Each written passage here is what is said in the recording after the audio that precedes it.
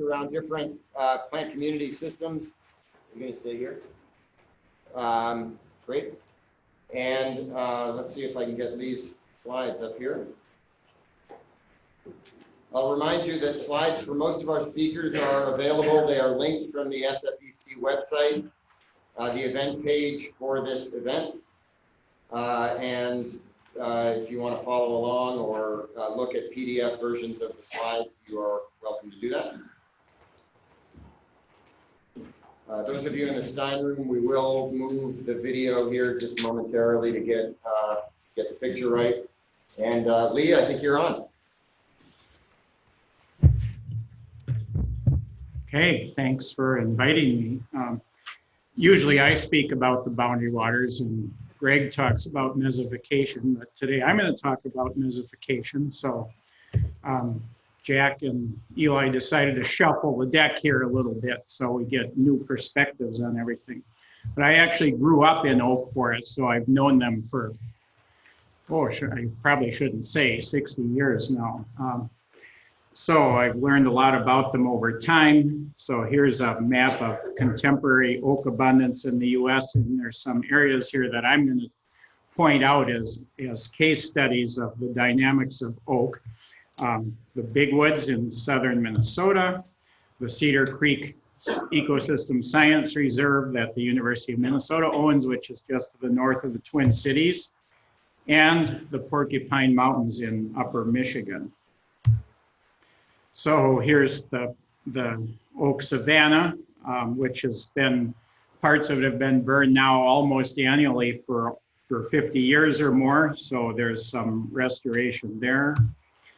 This is Wood-Rill Scientific and Natural Area near the Twin Cities, which is maple basswood, but it also has quite a bit of red oak in it and some white oak. And here's the Porcupine Mountains. And there actually is a substantial amount of oak in this landscape, more than you might think.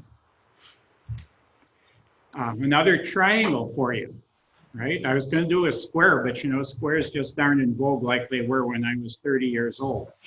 So this triangle portrays how oak forest relates to the mesic maple basswood forest, to savannas and grasslands, and to the boreal or pine forest. I'm not going to do a lot of the boreal today because we already covered that this morning, but what's going on with the relationship between oak and the maple basswood forest in the grassland. And basically with the exclusion of fire on the landscape, everything has been running to the top of this triangle as fast as it can, at least in Wisconsin and Minnesota and Michigan, the areas that I'm most familiar with. And I'll show you how we might start running it backwards, you know, from mesic maple forest back to oak and back to savanna and grassland, how that might happen by human action or maybe just from climate change in a few minutes here. So basically, there's this gradient here of fire frequency where you have maple basswood forest at the lowest frequency, and we have some maple basswood forests that only have fires every 200 or 300 years, and even then they're only flame lengths a foot high, and they essentially don't do anything ecologically to change the forest.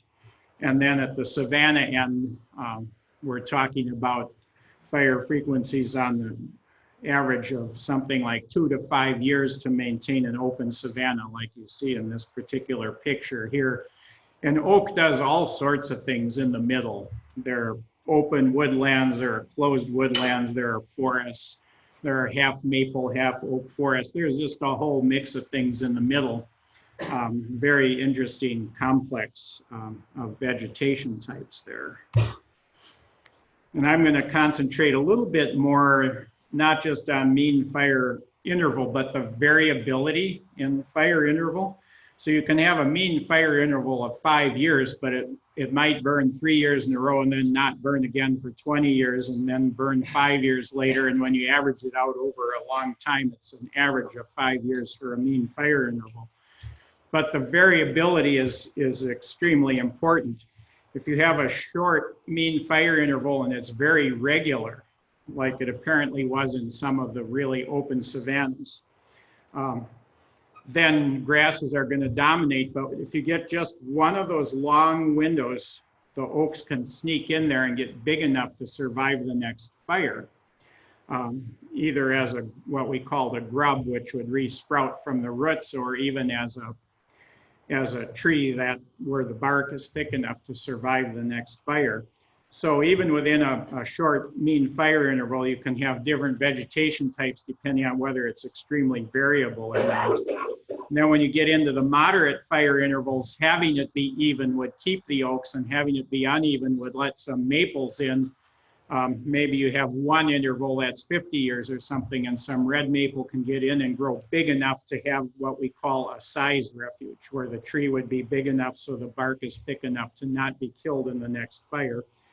So in the moderate fire intervals, having low variability, one every 20 years will help the oaks a lot, whereas irregularity will let some of the mesic species in. And then with the long fire intervals here, you're talking about the whole ecosystem running to maple of some sort, sugar maple or red maple, and the associated species like basswood. And of course, we know that you can create a savanna anywhere, right? Because around the city of Green Bay, which is very much a forest climate, there were savannas because of frequent indigenous burning in that area. And then it grades into oak pine forest and finally hemlock forest as you get further away from those areas. And today it's all, well, it's either city today or it's reforested with dense forests again.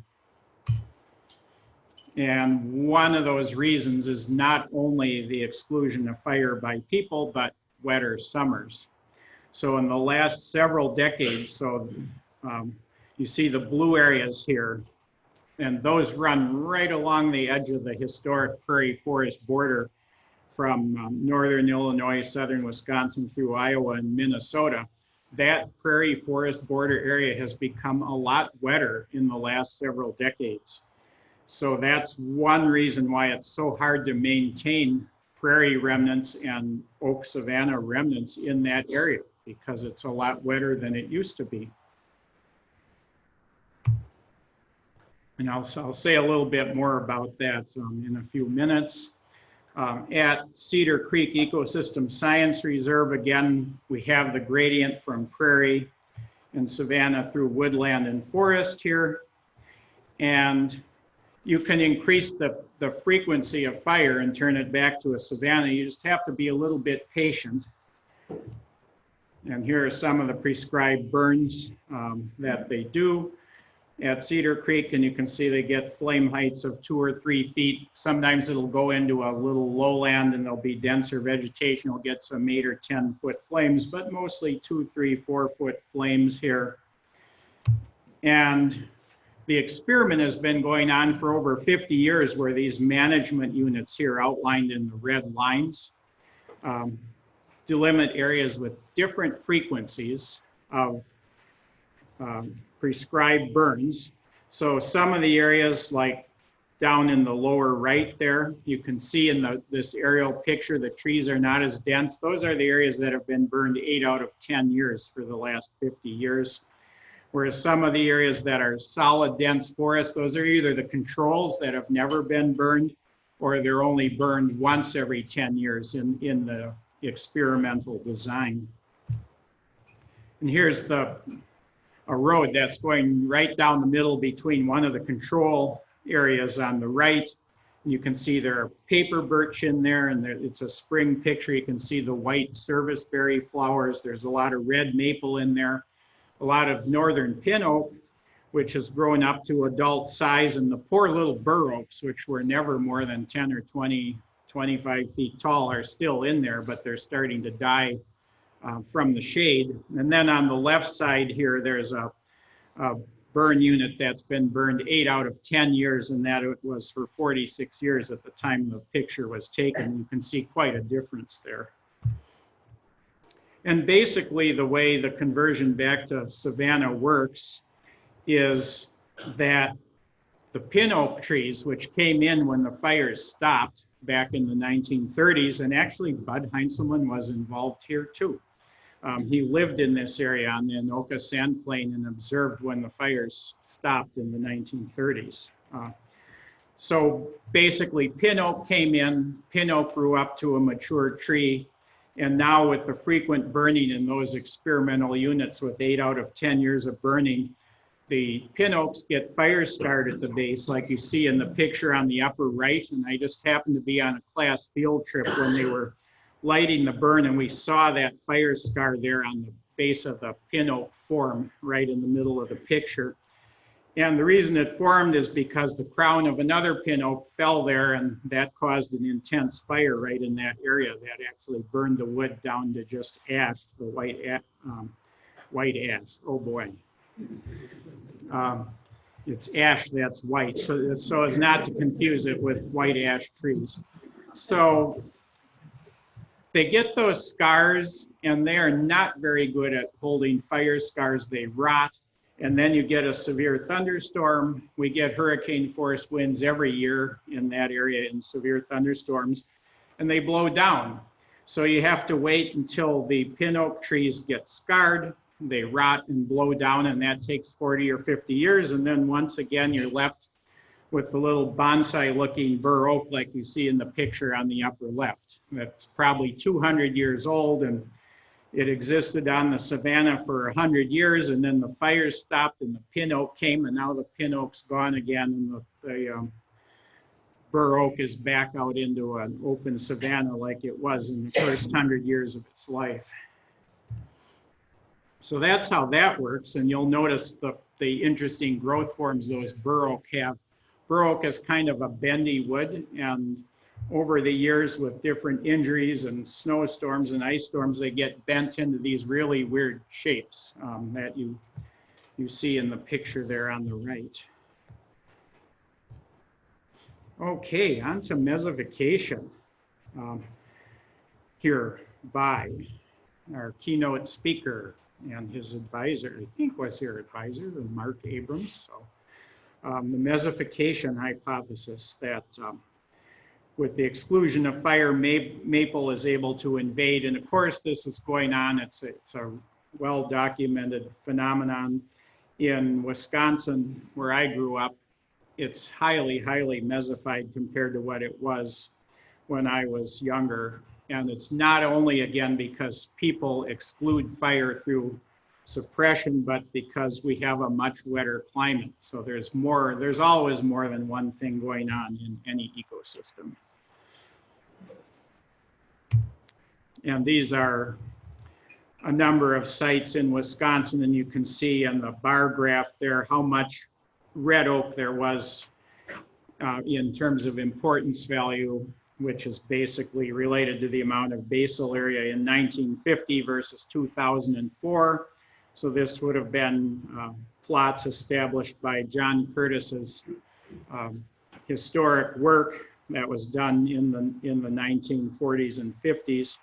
You can see there's a lot less black oak, a lot less red oak and white oak now, whereas maple is up, elm is up, basswood and red maple are all up. This is clear evidence of widespread mesophication over all of these sites over a 54-year period.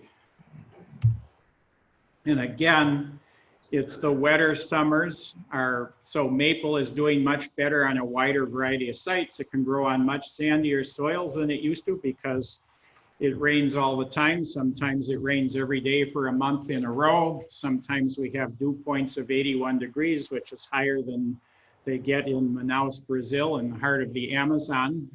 Climate change is a real thing along the edge of the prairie forest border, and it is much wetter than it used to be. And then there's fire exclusion by humans on top of that. And then you throw in the deer because they like to eat oak seedlings more than they like to eat maple seedlings. So you have three forces pushing towards mesophication here. And actually oak saplings can survive long periods of suppression under certain conditions, as you can see here, 60 years, 95 years of suppression in their ring sequences before they're released.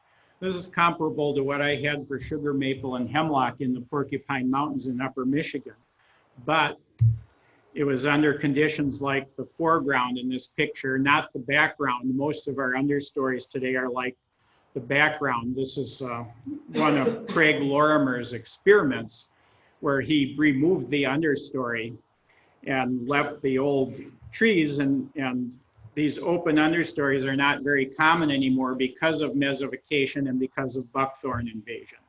So many of our forests in southern Wisconsin and Minnesota have that buckthorn layer, and you're down to 1 or 2% sunlight at the level of the soil. And you're just not going to get an oak to survive suppression at that light level.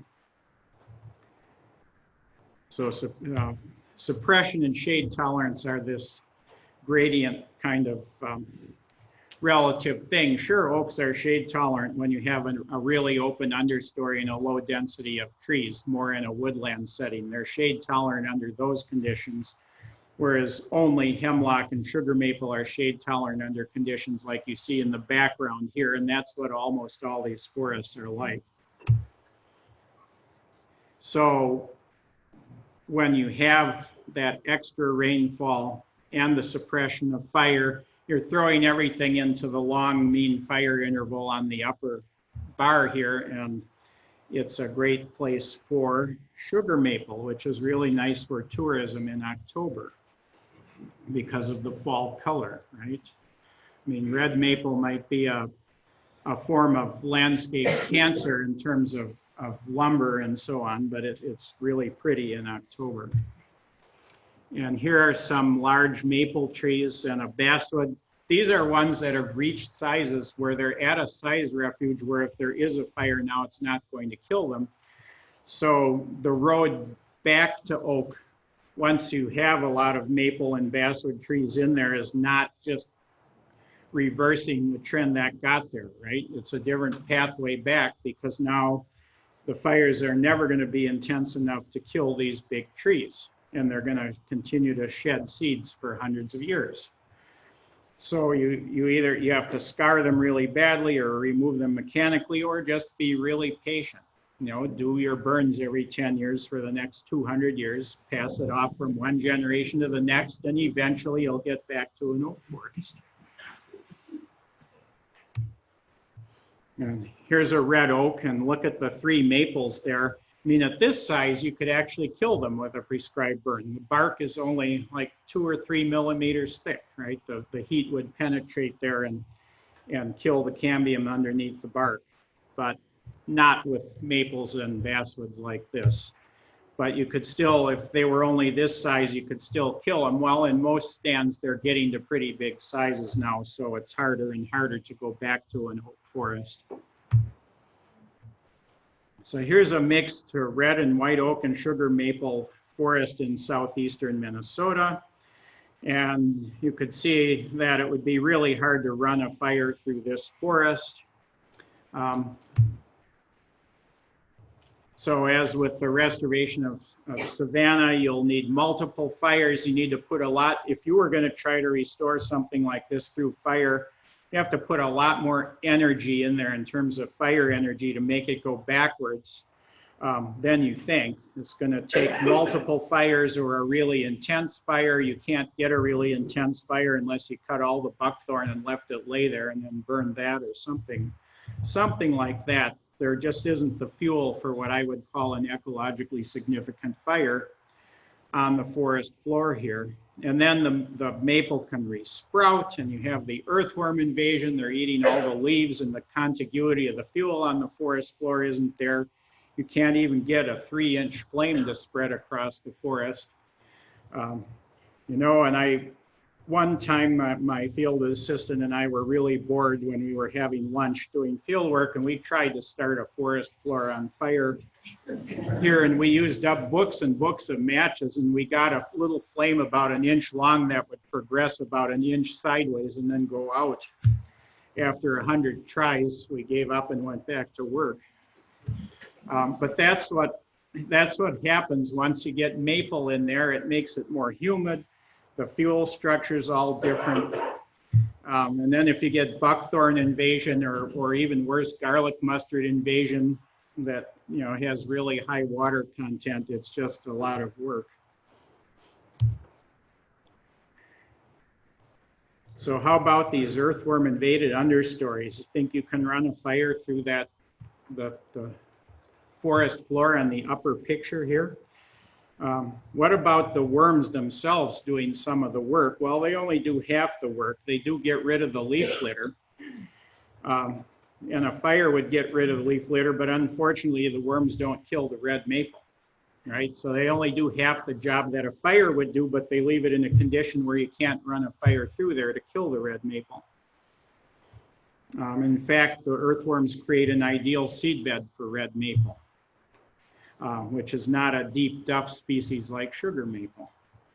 So this combination of more rain and the invasion of maple and the earthworms is particularly bad for the restoration of fire. If you did get something like a big ice storm that deposited lots of branches on the forest floor, maybe you could get the contiguity in the fuel that you could run an ecologically significant fire through. Okay, on to the Porcupine Mountains in Upper Michigan. In this view, you see two oak stands. The white arrows are pointing to them, and they're embedded in a sugar maple forest. And they're formed by spot fires when lightning strikes. And the fire progresses maybe to 1/10 of an acre, maybe to an acre. And then it's usually put out by the rainfall from the thunderstorm itself. And then blue jays bring in the acorns from permanent oak stands on the cliffs in the background. So this area also is not invaded by earthworms, so you can get a significant fire because the duff is 6 to 8 inches thick, right? It's a cool climate, very productive soils, but a cool summer climate, not much decomposition, very thick forest floor. And the deer leave this area in the winter, so they're not eating tree seedlings. So fire still works to maintain an oak component within this maple forest because there are no earthworms, so there's a large tonnage of organic material, 6 to 10 tons per acre to support ecologically significant fire. The deer migrate out of the area during the winter because they get 300 inches of snow, and the deer can't walk in snow that deep. So they go down to the shore of Lake Superior, and by the time they come back, they've switched their diet to their summer diet, which is herbaceous plants and not red oak seedlings. So red oak is still playing its natural role in this landscape, which really shows, going back to the comments about Bud Heinzelman, this really shows the value of a wilderness area for showing us how the landscape actually functions.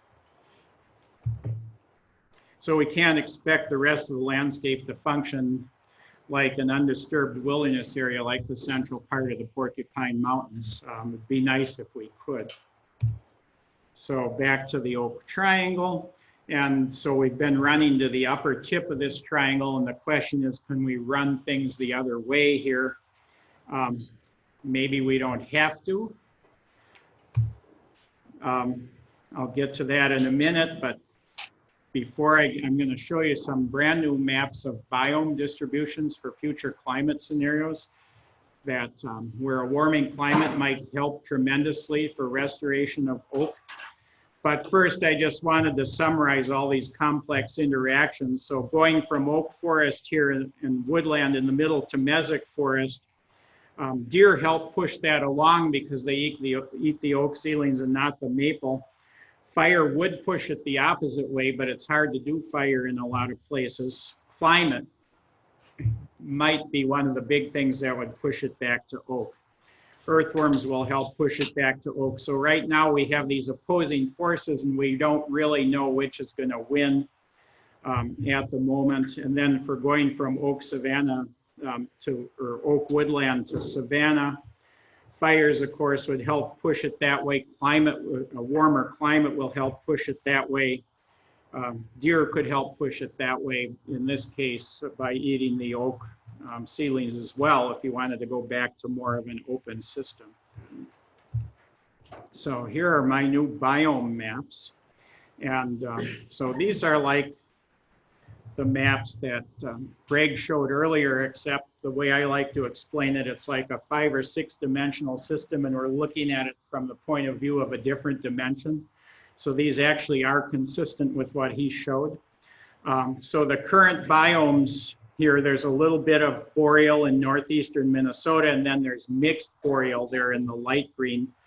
And then the yellow is broadly forest climate right now. And notice that because of that wetter climate in the last several decades, all of Iowa is now a forest climate. It would support forest if it wasn't cornfields.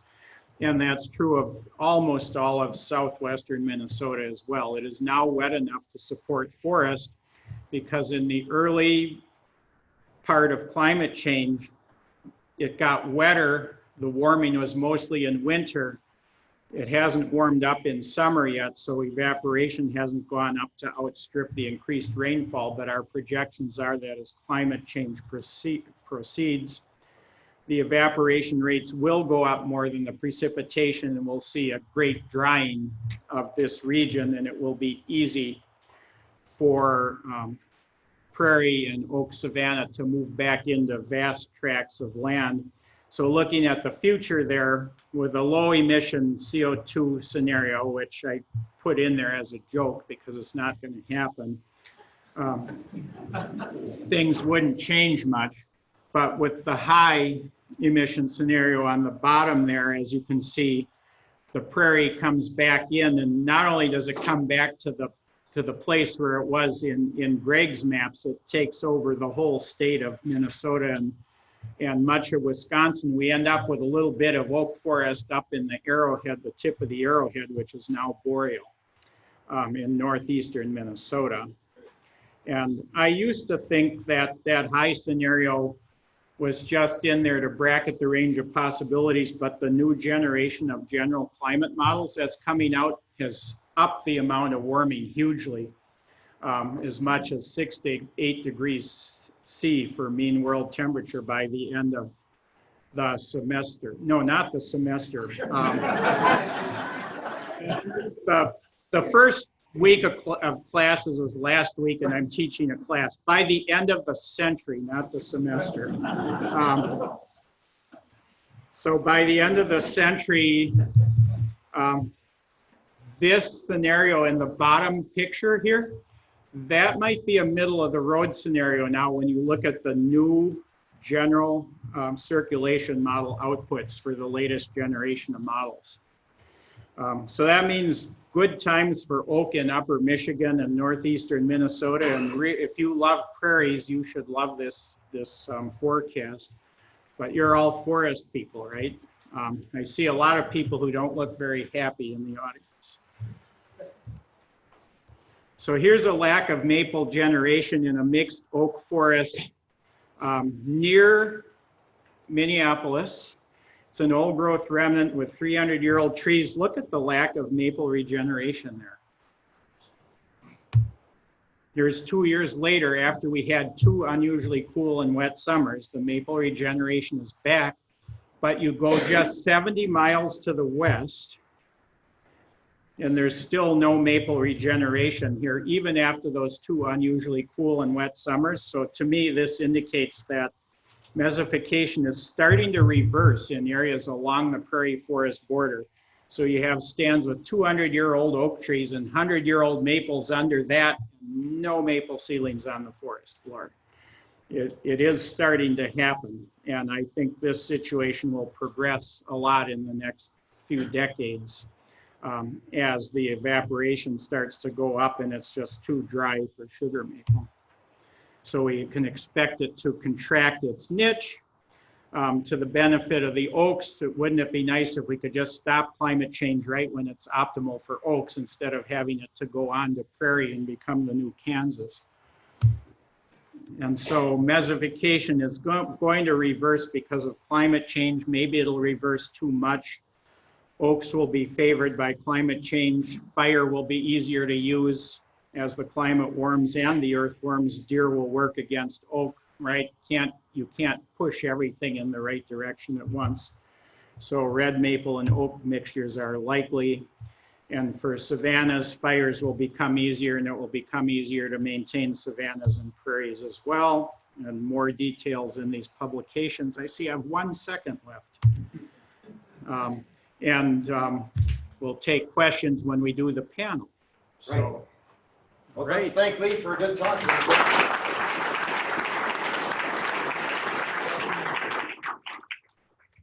And with that, that brings us to our afternoon break. We have a 30-minute, well, 29-minute break or something like that. We will reconvene at 3 o'clock on the nose, 3 o'clock.